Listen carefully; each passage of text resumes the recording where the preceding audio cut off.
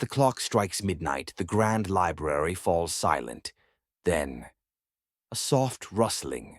An old book on the wooden table slowly opens its cover, whispering, "The coast is clear. Time to wake up, everyone." A bright red book hops onto the table, excitedly looking around. Other books wiggle free from their shelves, eager to begin their adventure. Where should we go tonight?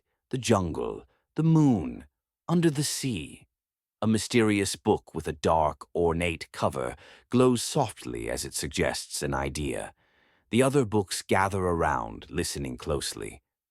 Ooh, let's visit the lost city of gold.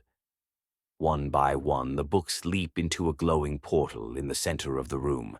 The golden light shimmers, leading them to a magical adventure. Every book is a door to a new adventure.